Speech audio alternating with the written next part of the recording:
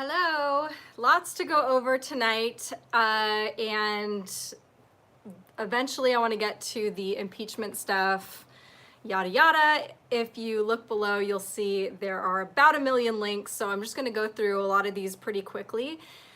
The first thing is that the last time I did a live, we were talking about the Kevin Spacey accuser, the John Doe that died. And I completely forgot this important element, which was that this was the second Kevin Spacey accuser to die. And the first was in February of this year. There was an accuser named Linda Culkin who died while crossing the street. She was hit by a car. So I felt like that was pretty important to include. Hi, guys. Yes, very strange. So that John Doe was the second Kevin Spacey accuser to have died. What are the odds, right?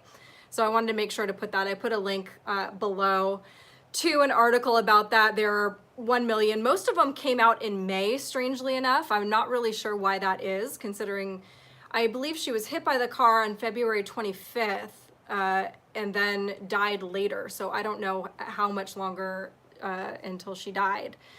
But that was when the majority of the articles, at least that I found out, hi guys, hello, came out were in May. So we're gonna go into a lot of the UN stuff. All of this is kind of all over the place. I just put this together really quickly. Oh, and just to let you know, I'm flying solo tonight, so there's like 100% chance that I will get, that my child will come in here and probably start talking to me. I put him out there with dinner and a bowl of ice cream. So we'll see how long that lasts. Okay, so this next one, actually this is kind of out of order, but so more than 500 scientists and professionals in climate and related fields have sent, quote, a European climate declaration, speak, Kate, to the Secretary General of the United Nations, asking for a long overdue high-level open debate on climate change. And in it, they were basically begging the United Nations to keep hysteria from obscuring facts. And we saw some hysteria, didn't we? We saw some children, sadly enough, looking very scared. So in it, they say there's no statistical evidence that global warming is intensifying hurricanes, floods, droughts, and such like natural disasters or making them more frequent, they declared. However, CO2 mitigation measures are damaging as they are costly. For instance, wind turbines kill birds and bats, and palm oil plantations destroy the biodiversity of the rainforests.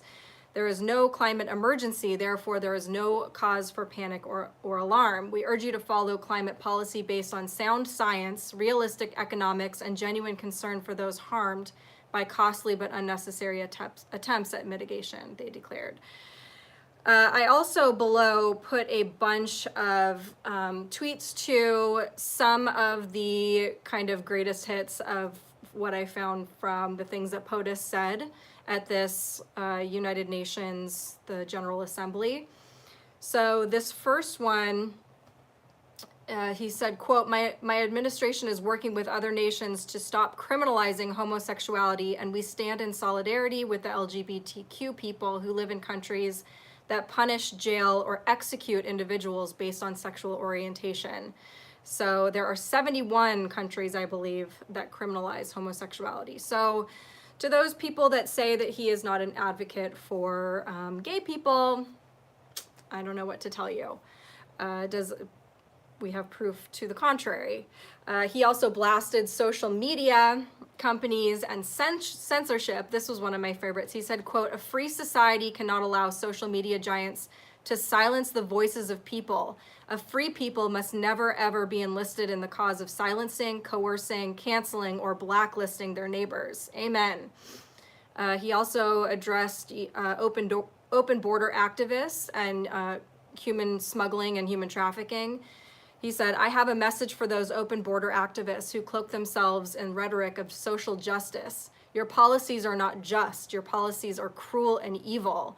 You put your own false virtue before the lives of countless innocent people, and it's very true. We know that the open border issue is so much more than meets the eye. And one of the most important pressing issues about it is that when we have these open borders, it allows people to be smuggled and trafficked, including children who are then lost in the country. There's no accountability. There's no one to check up on these children to make sure that they're not being sold or that they're not being used for, you know, cheap labor or prostitution, or to make sure that they're being clothed and fed properly, or that they're going to school, or anything about them. They just become ghosts in our country. And there has to be some way to protect these people. So it's way more important than just kids in cages, which is the only thing that we're being fed about it. I believe this is another, yes, this was another quote. This was one of the best also. I have trouble narrowing down my favorites. The future does not belong to globalists. The future belongs to patriots. The future belongs to sovereign and independent nations who protect their citizens, respect their neighbors, and honor the differences that make each country special and unique. I love that quote because it would be quite sad. I mean, obviously we want to recognize humanity as one equal thing, right? No matter where somebody lives, we want to look at human beings, all human beings, as brothers and sisters. But there are differences in cultures, and those differences are cool and beautiful, and what might work for this culture might not work for that culture. And so if, you know, to keep countries separated and respectful of each other, I think is very important. And that if each country was taking care of themselves and their own people, we would have a very strong world, the same way that as if every person was taking care of their own families, we would have a very strong nation. We wouldn't see homelessness because all of those people out on the streets all have families somewhere, right? Cousins, aunts, uncles, whatever. Majority of them, right? So anyway, then this next thing is an article by Sarah Carter. It says, China to test journalists on knowledge of Marxism and President Xi. China's journalists will be tested next month on how well they know Marxism and President Xi, according to South China Morning Post. The paper's report details that, quote, nationwide exams will be administered to over 10,000 journalists working for state-run media outlets. Nuts, right? Scary, and I think that's pretty self-explanatory. Next thing, this one I wanted to spend a little bit more time on just because it's awful, it's gross, it's terrible. We need to start paying more attention. I'm very passionate because I'm a mom. I'm very passionate about our education system and what is going on there. And while this is not a US problem right now, we have to be looking at these other countries and realizing that anything, you know, that this could be our destiny if we don't stand up now and do something about it. So children as young as 6 are being given compulsory self-touching lessons that critics say are sexualizing youngsters. So this is, of course I didn't write down where this was, it was in the UK somewhere. Warwickshire County. Children as young as 6 are being taught about touching or, quote, stimulating their own genitals as a part of classes that will become compulsory in hundreds of primary schools. All About Me is being rolled out across 241 primaries by Warwickshire County Council and could be adopted by other local authorities next year as a part of the government's overhaul of relationship and sexual education. Under a section called Touching Myself, teachers are advised to tell children that, quote, lots of people like to tickle or stroke themselves as it might feel nice. They are also instructed to inform youngsters that this may include touching their, quote, private parts, and that while some people may say this behavior is dirty, it is in fact very normal. In one, pupils are told that when a girl called Autumn, quote, has a bath and is alone, she likes to touch herself between her legs, and it feels nice. Parents will not be able to withdraw children from these lessons. Warwickshire County Council said the lessons were, quote, tailored to the age and development level of children. Just a note here, as a mother of a young one, especially in their younger years, children of, thank you very much, Paul, children of the same age vary greatly in their maturity, especially when you've got, you know, a 6-year-old that turns 6 in January, as opposed to they turn 6 in December. There is a why. Anyway, I don't think that any child of that age really needs this kind of instruction. But this is why the government can never do the proper job of what a parent can do, because a parent can gauge what their child is ready for.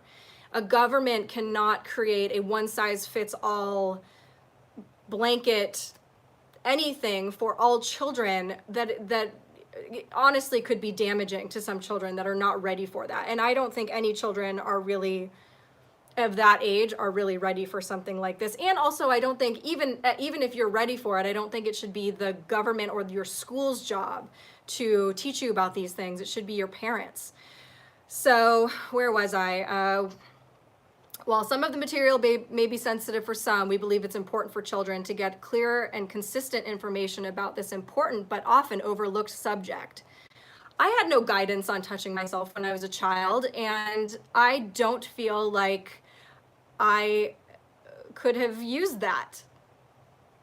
It's incredibly scary. And then you look at the social structure that we have now, where there's pressure on both parents to go to work, and you have parents who are not in a position for one of them to stay home with the children, let alone homeschool. So you are really forcing families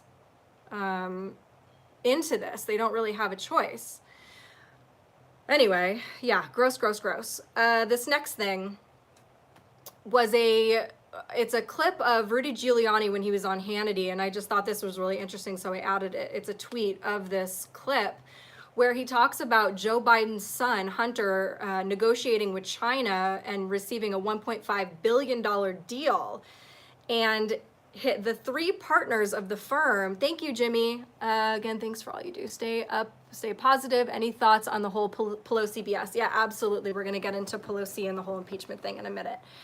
Let me just get through all of these things, which I'm almost done. Anyway, so the 3 partners of the firm were Hunter Biden, John Kerry's stepson, and Whitey Bulger's nephew.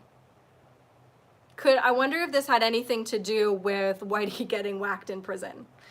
That is a very strange crew, especially when you consider, wasn't Hunter Biden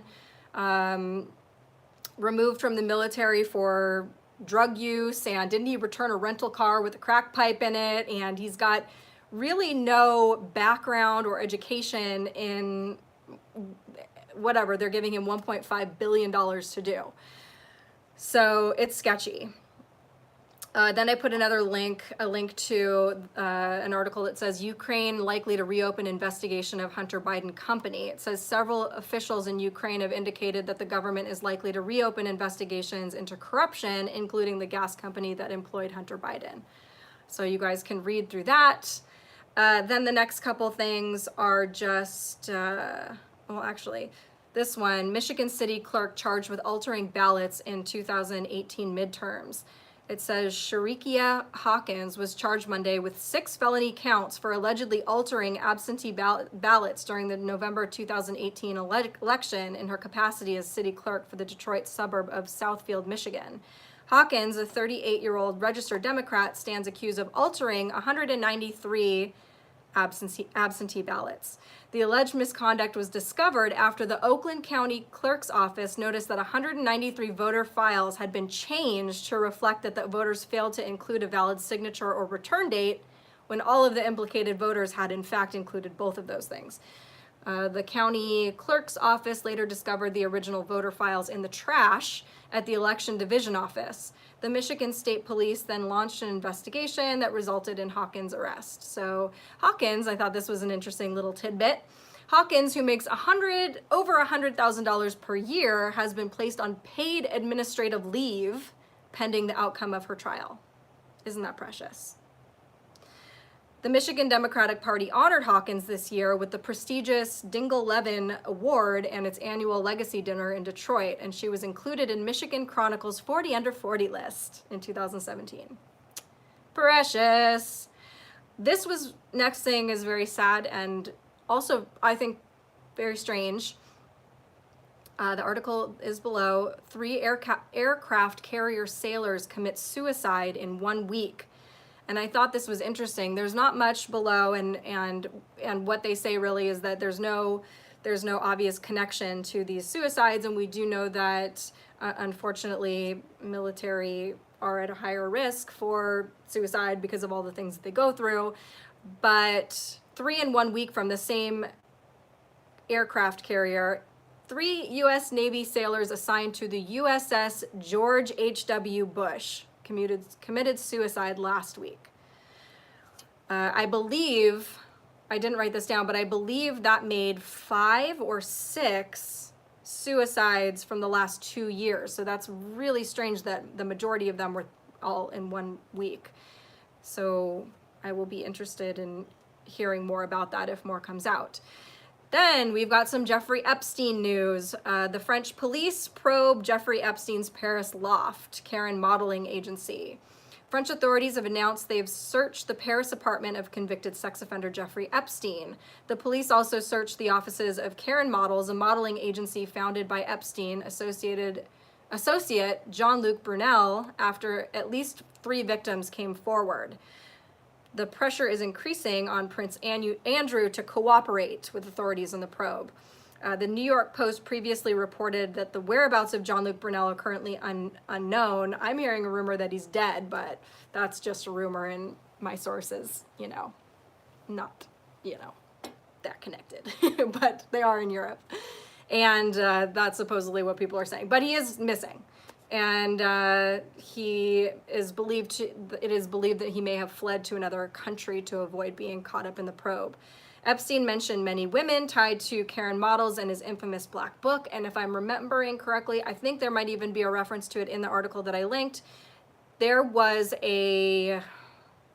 not Barbara Walters, who's the other one? There was, whatever, you'll read the article, but there was something that came out about Karen Models, I think in the 90s or in the 80s. Models were actually coming out and saying, yeah, they prostitute us. The Daily Mail has reported that one of Epstein's victims claimed that Epstein told her that Jean-Luc Brunel helped him recruit girls in exchange for money.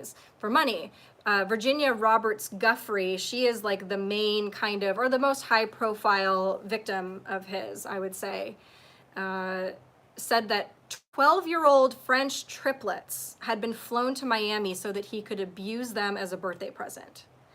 Roberts made the claims in a 2015 lawsuit that was unsealed last month. That's probably the one against, what's-her-face? Ghislaine Maxwell, in which she said the girls were supplied to Epstein by the fashion scout, Mr. Brunel. Epstein had repeatedly described to her how the girls had massaged him and performed oral sex on him. They were flown back to France the next day. It is not clear whether the 3 people who came forward earlier this month were the triplets. Gross. There's another article down below. Jeffrey Epstein made payoffs to women from his jail cell. 2 women were given envelopes of cash by Epstein associates to buy their silence after the millionaire pedophile was arrested in July, it is claimed. Sources told page 6 that the women refused to talk to reporters who approached them and said that they had already made a financial settlement with Epstein's camp. Each of them was given $10,000 in cash to, quote, make sure she was comfortable not speaking to anyone. Thank you, Dawn. Keep up what you're doing. Parents need to be aware of the crap that's going on in the classroom nowadays and stand up. Absolutely.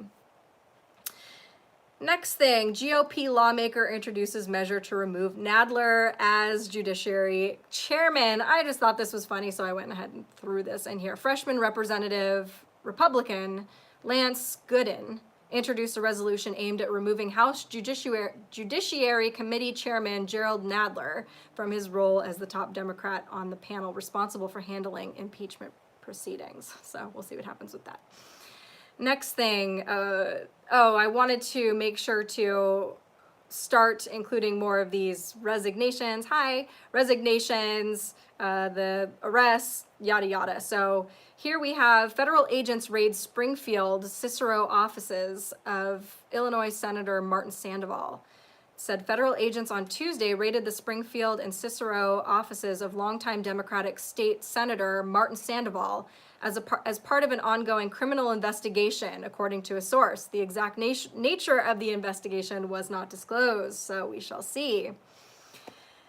Then I put another article. The EU increases its budget. I should have put this with the UN stuff, but the EU increases its budget for officials' private jets by 50% despite pledges to tackle climate change. That one's pretty self-explanatory. You can go and read that below. That was also pretty funny.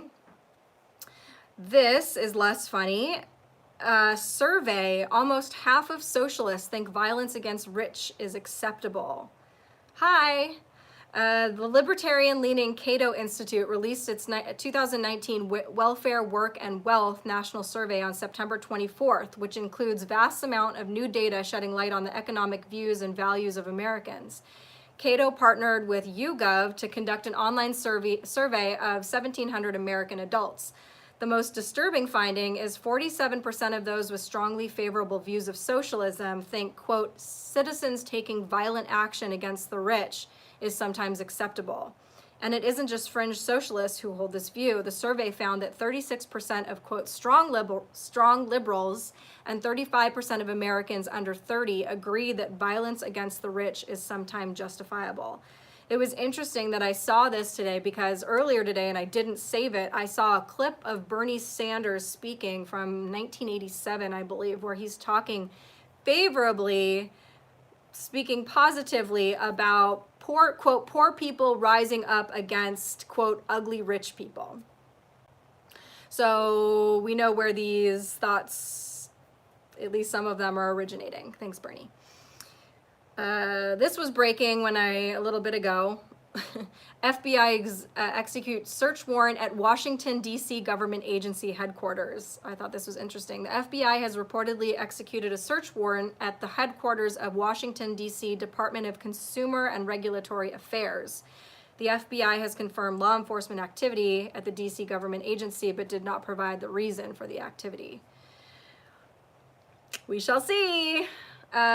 This was from, actually, I think the day after I went live the last time, and I said I wanted to focus more on some of these arrests for having to do with human trafficking and children, etc. And then the next day there was this huge bust. Ohio child sex trafficking sting nabs more than 100, including church leader, ER doctor. So more than 100 people, including a medical doctor and a church youth director, were arrested as a part of a massive human trafficking and child sex sting operation based in central Ohio, according to a report. Those arrested included 24 men caught when they showed up at an undisclosed location with the intention of meeting a child for sex. Ohio Attorney General Dave Yost said the four-part simultaneous operation involved more than 30 law enforcement agencies. The probe also focused on nailing those who went beyond preying on children to have sex with them, and also sought to sell vulnerable individuals to human trafficking. So win another one for the good guys. That's at least, I believe it was 104 arrests that they made, if memory serves me correctly. But I think that's all I had as far as my, hello Bovine Joni. As far as my headlines for you guys, now we can get into some of the other stuff that is a bit bigger and more headliney. First thing was the speech by Greta Thunberg. I put a link below to at least a clip of that, and it's kind of sad when you watch it. It is sad. It's really sad because she's a child and she believes the world is going to end. And I remember when I was little overhearing my parents talking about our house potentially flooding because there was a lot of rain coming, and where our house was situated was basically like the belly button of California. So anytime we had a significant amount of rain, we would flood. And in fact, the week I was born, our house had flooded so terribly. We had, mud in our house up to a couple feet, and we had frogs in our pool for a few months. Anyway, I remember like crying myself to sleep because I was so terrified thinking about my house flooding. And then to think about these kids that are being so indoctrinated and terrified into thinking the world is ending and that socialism is the only answer and all of these things. So seeing this kid talk was very sad, but it also made me very angry at the adults behind her, allowing her to, number one, be so scared. Number two, making her the face of this movement that is complete bull, and just basically parading her, using her, abusing her.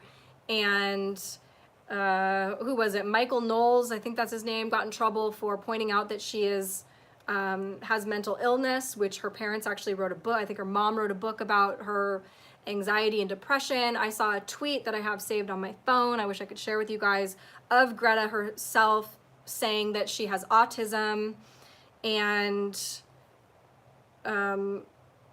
you know, I don't know. It's sad. It's sad watching them exploit children like that. But it was also very annoying to me because I can just, you know, like most of us, see right through it. So she was getting a lot of attention. People were either completely praising her, saying she was a hero, or they were pointing out the fact that she was being used by the adults in her life. And what was my point? There was something that I was going to say about this. It'll come to me. It was something about, whatever, it'll come to me. I'm going to read some of these. Yeah, parents are Antifa. We've seen pictures of the parents in Antifa shirts, even the child in an Antifa shirt. Her speech was very staged. You know, she was reading it. Both parents are, I believe, in the entertainment industry. Actually, there's another link that I put down below that is a really great dig on her that shows, I think, her great-great-grandfather was the kind of science professor behind the greenhouse effect. So essentially he was kind of the creator of this global warming scare. There are also some ties to some donkeys. There are some ties to a lot of things. She's a victim. Yes, exactly. That's how I feel about it. And it is very strange to me that they are parading this child around, begging us to listen to the scientists, listen to the scientists. Well, why don't we bring the scientists there instead? Why are we listening to a 16-year-old with an expertise in nothing? It's just a tactic. It's a tactic to pull at your heartstrings, and it is a tactic that has been used time and time again by fascists, and the Nazis used it, and even the braids are kind of like symbolic of Nazi propaganda. Mark Dice did a good video on her. Oh, good. I will check that out. Greta can say whatever blanky blank poetry she wants, but as soon as she wags her finger at the US, it's time for a whipping.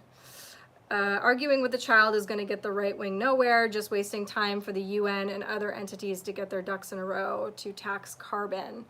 I didn't see anyone really arguing with the child, more just saying, why are we paying attention to a child, and being upset that she was put on this global stage in front of everybody to be ridiculed. Because let's be honest, what happened to the Covington High School kids who were just standing there? They weren't trying to get on a podium and preach to anybody about anything. They weren't traveling the world and taking press. You know, they were just kids that were standing there. I saw liberals talking about how they had punchable faces and how they should build a wall around the school, and it got so bad that they actually had to shut down the high school for a little while, I believe. So yeah, I think that kids should always be off limits, but that also means that we shouldn't be putting them in positions that they are not they don't belong in. Yes. So, okay, now on to the impeachment stuff. The best place to send me info would be my email, probably, and it's just thekateawakening@gmail.com. Greta is being used like that hog kid. Yeah, it's true. I feel like that guy was like 21 before he was even, I feel like he wasn't even really in high school. I think he was like 30. I remember when Beverly Hills 90210 came out, and finding out when I was watching the show that these weren't actual high school students, that they were like all in their 20s and 30s. And that's common for actors, let me just say. They love a child actor that looks a lot younger, or they love adult actors that look like children because they can work them longer hours, etc. Okay, so to the impeachment stuff. I'm not worried about it. I think that it's actually kind of funny. I think it's going to blow up in their faces. I think this is going to be good for Trump in 2020. I think that we have proven time and time again, they have taken polls on this. The American people do not want impeachment. They don't want that. And Speaker Pelosi didn't want that up until this afternoon, I guess. So I have to wonder what's going on there. But I do think that it's kind of funny after all of these things rolling out, and we're going to go after, it's always something, right? There's always something new, some new reason why they need to impeach him. And this new thing that they're going after him for is like the least of everything that they've accused him of. They've got a whistleblower who's not an actual whistleblower. They don't even have firsthand knowledge of this conversation that he allegedly had. And there's a whole big mess of what's going on here. So at first they're saying, well, he's got to release the transcripts of this conversation, and now he's like, today Trump said, yeah, okay, fine, tomorrow they'll be released. And now they're like, well, no, that's not enough, because what the whistleblower is accusing him of is way more than just the phone call. So constantly moving the goalposts. We know that tactic. We see it time and time again. So yeah, but I do think it's interesting that this involves the Ukraine, and in a way I could see this ending. I almost feel like this is something that has been planned by the good guys to kind of covertly bring out the stuff about Biden and his son. We're also now doing something unprecedented, really, and releasing these transcripts of this conversation between a president and a foreign leader, which now leaves us open to maybe releasing other conversations with other presidents and foreign leaders. So we'll see. We'll kind of keep an eye on it. But like I said, I'm not worried. I know a lot of people, when stuff like this happens, get kind of panicked, but I'm literally not going to panic until Trump doesn't win the 2020 election, and I don't think that's going to happen, and not a day sooner. That's it. Everything that happens, at first it's like, oh my gosh, what is this? What is this going to look like? What is this going to cost? I just have been kind of quietly paying attention to the same cycle happening over and over again. And also coupled with what we have learned through the Q operation, I just am one of those people that trust the plan. And I do believe that it's not just even in trusting it. I believe it. I see it. And it's not just a blind faith thing. I really do. Mashed potatoes. Oh, yum. You're back with mashed potatoes. I was like, what the heck? Trying to get the American public to understand the crimes that happened in the previous presidency. Exactly. We are prepping minds here, people. There is no better way to get I'm not even going to say half, but the portion of the population that just blindly hates this president to be paying attention better than accusing him of doing something that you're about to go after the other guys for doing, because it gets their eyes on it. They start salivating at the idea of impeachment and, oh, the connections to the Ukraine. Well, who had connections to the Ukraine? It's going to be very interesting, I think. Glorious to sit back and eat that popcorn. Exactly. Trump raised $15 million in California in one day. Exactly. And what was he polling at this morning? Was 53% or something like that. And he's just steadily going up and up and up. And I do believe that the portion of the public that is not completely deranged and foaming at the mouth is looking at this clown show and just saying, what is happening here? Kabuki theater. Yes, exactamundo. Q said 4 to 6% are lost forever. Those are the voters. Well, Possibly, yeah, 4 to 6% is what Q said, and I believe it because from what I see in conversations with people, whether they like our president or not, when you get into a conversation with them that's level-headed, they will admit, I have to stop reading the comments while I'm trying to speak. It's very distracting. And I already forgot what I was gonna say, so I'm really good at this, guys. The next election, mankind will choose their master. It's bigger than politics. Well, the next election is going to choose whether or not they need a master or not. It's going to choose whether or not they choose freedom and sovereignty, or whether they're just like, no. There was actually a really great video that I wish I would have included of just some knucklehead blonde chick living in Hong Kong, I guess, that is lecturing the protesters there. And she says some of the dumbest stuff I've ever heard in my life, including, safety is more important than freedom. And you really have to think about that, because I think that a lot of people just offhand would be like, oh, well, yeah, safety is really important. Yeah, maybe safety is more important than freedom. But you're literally trusting the government to be your mommy and daddy and protect you, when throughout history, time and time again, most commonly, the thing that people need to be protected from are big governments, or people with out of control power, which happens when government gets too much power. Well, what's government made of? People. And those people are getting smaller and smaller as they funnel more power and money to themselves.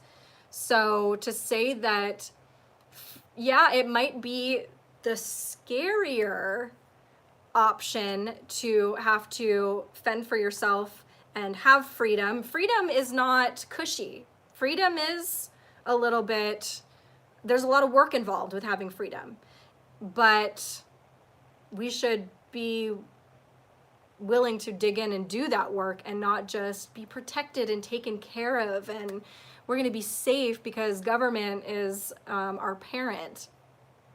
That ain't the way it works. Safety is never more important than freedom. Give me liberty or give me death. Exactly. Those who give up freedom for the sake of safety deserve neither. Sorry, duh. I can't speak.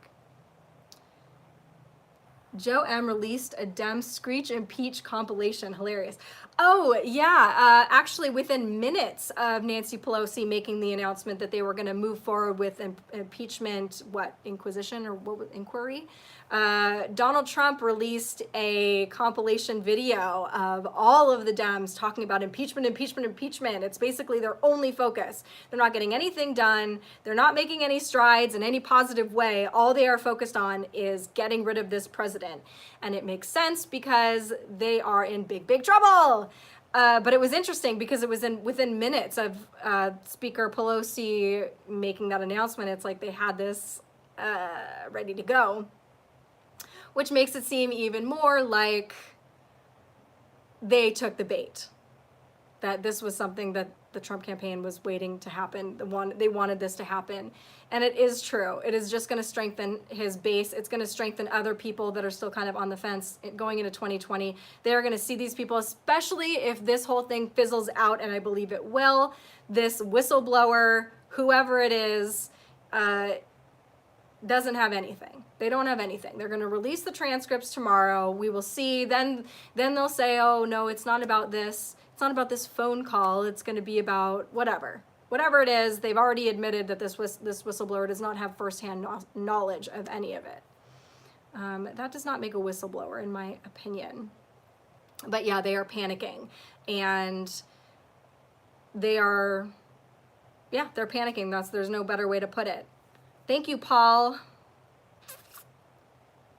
I couldn't understand Pelosi. Her dentures kept getting in the way. You know, it's interesting. I was actually in my car when I was listening to it, and I was shocked at how just you just can't understand her, especially with not being able to look at her and like see her wagging fingers and her little robotic hands as she talks and her drunken mouth. But I was like, huh? As I'm listening, I'm like driving the car, like turning it way up. I could not understand her. This is the Speaker of the House, guys. She's got one job, to speak. She can't do it. It's nuts.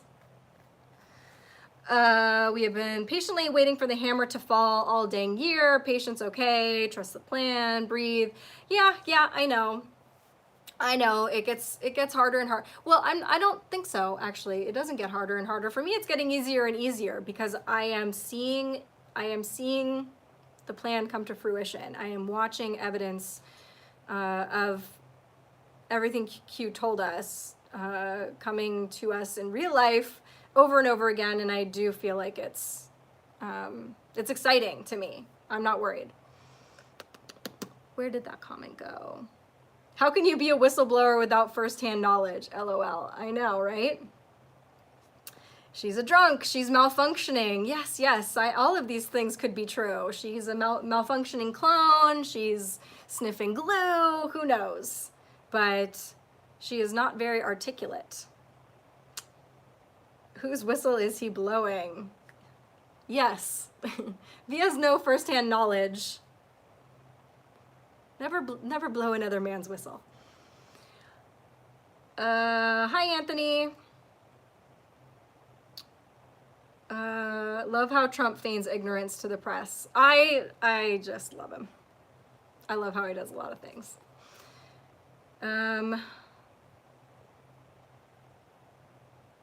The Emmy goes to Greta. Actually, no, it was not such a great performance. How dare you? She went to the Scarlett O'Hara School of Acting. Heard about your deportation a couple weeks ago. ICE gave you the cold shoulder. Rob Counts can Photoshop you in a Hawaiian birth certificate. Welcome back. No one should be subjected to Belgian chocolate and French clothing. Thank you so much. I was treated like a queen while I was there. It was a really great trip. And I'm still, now I'm back into my schedule and into the swing of things, but I still can't, well, I can go to sleep just fine, but every morning I wake up at 3 o'clock and I'm like wide awake. That's a big bummer. Jordan Sather on Journey to Truth podcast this week. Be sure to tune in. Awesome. I will do that.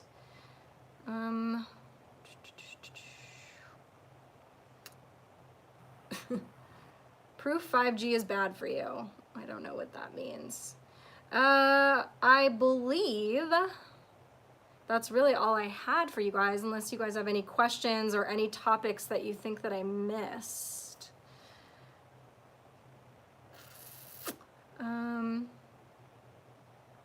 Her eyebrows are so high on her forehead. Did Nancy pay for that? I don't know. Greta's parents are performers. Yeah, I really recommend you guys go through the thread of the Twitter thread that I put below about Greta's family, because I think it is very interesting. Yeah, her mom's like an opera singer. Her dad is some, what is he, producer or something? Well, like they wrote a play together. I don't even know. But to go back further in both her mom and her dad's families, very interesting, I thought. Good luck in Vegas this weekend. Yeah, I think I might be out of here just because he's eating vanilla ice cream. Have you looked into the rainbow cloud thing that is happening everywhere? No, I haven't even seen anything about that. I don't think. But that'd be interesting. If you find something about that, or if anybody has a link to something like that, I would love it if you'd send it to me. Anywho, thanks you guys for being here, and I shall be back once again.